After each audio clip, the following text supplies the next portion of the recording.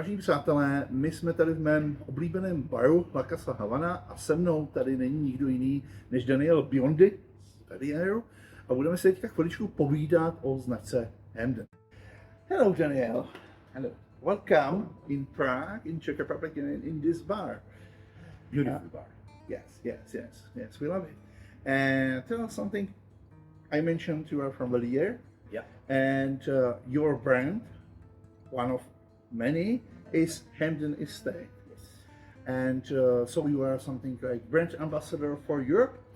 I am not a brand ambassador.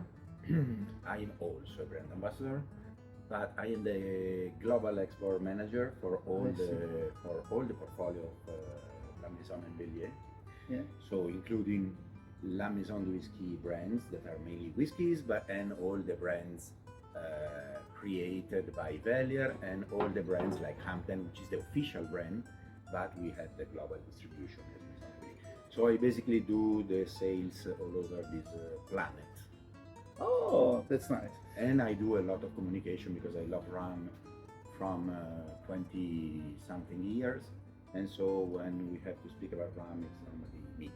Okay, so let's go to Hampden because it's quite popular brands between people who drink rum because of highest rums in the story, and if someone were in the distillery, he understands why it's so popular. Yeah. And is it your favorite brand? Of course. Yes.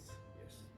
Yeah, for me it's like a photo finish with Claren, which is another stuff we will speak in the next time. And do you have some, I know it's a hard question, but do you have some favorite bottle from Hampden? You want to drink anytime, anywhere? Anytime, anywhere, this baby. Yeah. Favorite release, I think a Diamond Age we made years ago for the anniversary of Velier. I'm sure you know what I'm talking about. And Maverick was something. Yes. It was and special bottle. Was a predominant Diamond Age. So that's why I'm a Diamond Age guy. Yeah, perfect. So some of us were on Whiskey Live last year, so we saw some new interesting bottles. Can you tell us something what you prepare from Hampden? Is there something we can looking forward to? For the future? For the future, yes, for the future. I'm Italian, so if I tell you, then I have to. No, well, we have some news for the future. Very different, very good news. So we will do the next Great House, obviously. Yeah. As every year we do Great House 2026. Okay. We will do another release of Pagos, which is the totally aged in sherry. It's the only rum existing. Yeah. Totally aged in and sherry. Same cask. sherry? Again? Same sherry cask? No. No? No? Different marks and different wood. Okay. So Pagos is always changing. That's the beauty of the. And we are deciding the casks right now. So actually we are exactly in these weeks in the moment of deciding the blend of Great House and also the new Pagos. Then we have an amazing big news, but this is really top secret, honestly. I cannot. Maybe in a month from now I will open this conversation, but we still have to define things like institutional brands, Okay. and so we have to wait a bit. Okay. And then in terms of limited releases, Yes. we will do some good single casks. It will be part of, because I remember there was amazing series where was Birds, Endemic Birds. Yes. It's ended or will continue? Well, Endemic Birds is ended because it was a magic stuff at that moment. But we are thinking to do another series that we can compare with Endemic Birds. Okay, with a concept amazing. So it's not gonna be like Endemic that was like many different single casks. under the same design. But it's really a concept behind, so it's going to be a series with a fil rouge, okay, a concept behind, with a similar concept. So single casks that we will share a small quantity, allocation by allocation, country by country, and this will happen hopefully in Whiskey Live September in Paris. So yes, big news, three kind of news, you know, the new release of what we do yearly, again, Great House of Pagos. One big news that will be a continuous product. And again, this new series that will be a blast. Honestly, this will be very small, limited, very small quantities, but it's gonna be fun. Okay.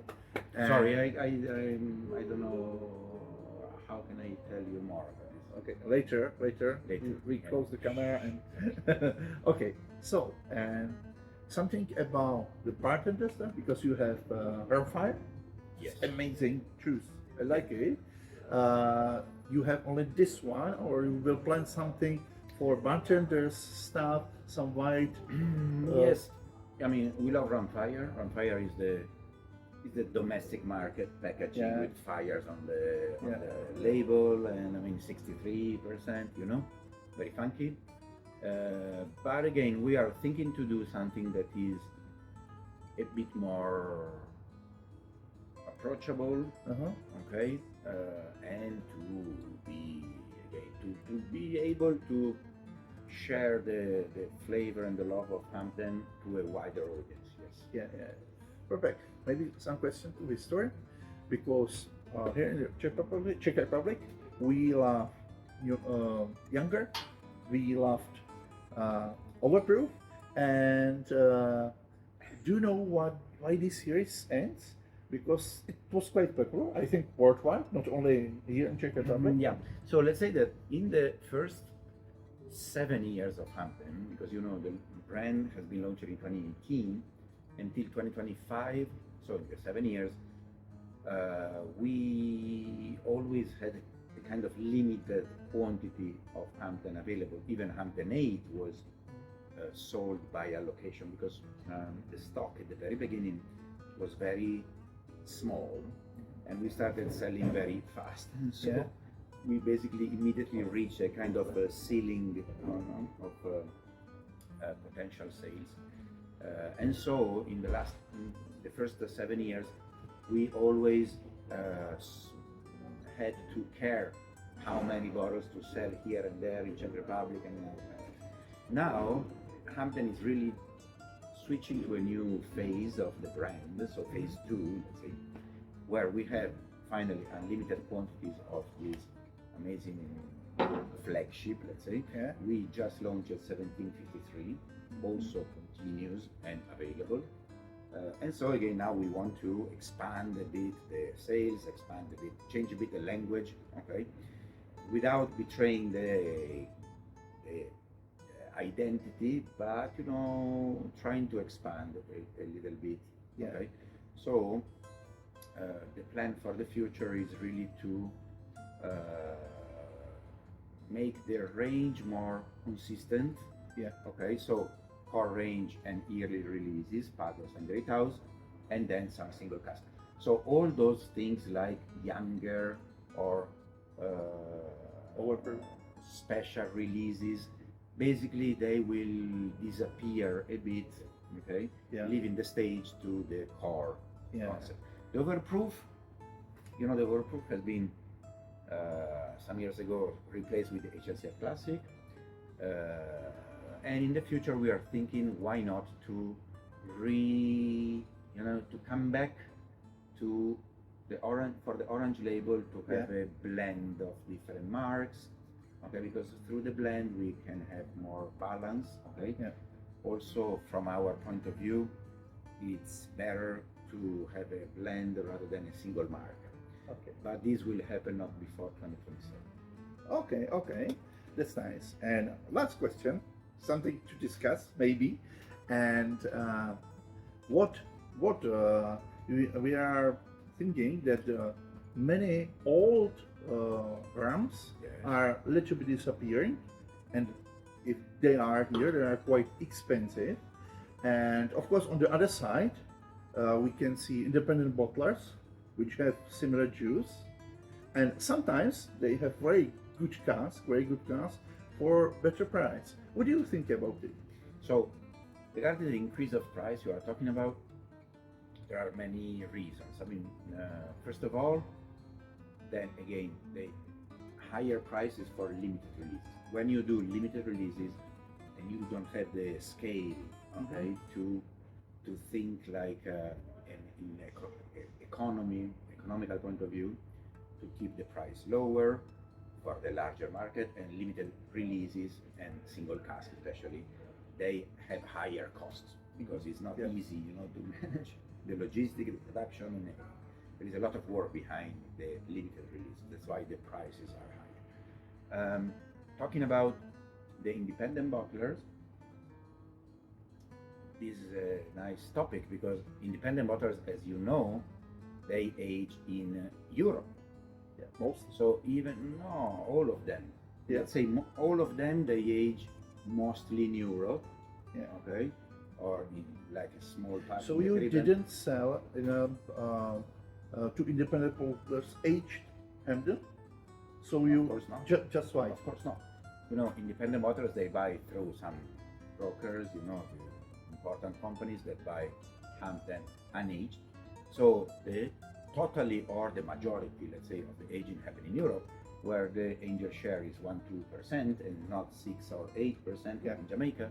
So basically, at the same age, okay, the losses of the liquid is 3 or 4 times lower, and so obviously the cost for an independent bottler is much lower rather than tropical aging. Okay. I have a question for you. Why there are independent bottlers setting their price to the price of the tropical age Hampden? This is the opposite question. Okay? Yeah. So the angel share is everything in the cost of the liquid. So at the end of the day, independent bottlers at the same age losing much less. They should be much less. Okay? The cost, and so much less the price. When independent bottlers are almost the same price as tropical age rums, it means that they are setting the price on us, that we do only tropical aging, as you know, or Hampden, obviously, which is tropical age, obviously. Yeah? And so this is the real question. So it's more my question for you, okay? That the gap between tropical and continental should be even higher. That's my point. Yeah. Well, I think that we, as the drinkers, more care about the taste than, because even if it's continental, it could be great rum. Yeah, of course, but especially for the character of Hampden, it's such impactful that is winning against the influence of the aging. So I agree with you. But, you know, the liquid tropical is very different. Yes. And again, you see the point of view from the consumers, and I am a consumer as well, but I see the point of view from the producer. And so I have, you know, 20 years of experience of tropical aging and continental aging comparison in terms of evaporation costs. Also, consider the cost of things happening in Jamaica is very different than the cost of things happening in Europe in terms of easy working, management, and you know, logistic and stuff. So the gap you are talking about, for me, will be even high, even larger. Okay. So tropical and continental is a key point. It's enough to say that 8 years old in the tropics is 3 times older than 8 years old in Europe. So tropical and continental is a real topic. Okay. By the way, we are talking about continental and tropical. Do you know, do you remember what is the angel share in Hampden? 8%. Okay, brilliant. That's amazing. By the way, let's just step back. because when we are talking about tropical and continental, not Hampden, but I think in Velier you did great experiment few years ago Yeah. when you bottled same rum, one in Indeed. continental and tropical. Do you plan something similar? Let's do it again. Well, at the moment, no, we don't have it in plan. Why not? Because I mean, it was amazing and was didactic, Yeah. exactly to explain what we are talking about. So we should do it again. At the moment, I don't know, we don't have it in plan, but can be a good idea to come back there again in Yeah. Jamaica and in Europe and try to match the two warehouses and see exactly the same twins, you know, Yeah, here and there. But this was amazing. I agree, it was amazing because we really touched the topic, you know, Yeah, yeah, comparing the two glasses, and this was probably the only experiment yeah. ever made. Yeah, you know, yeah.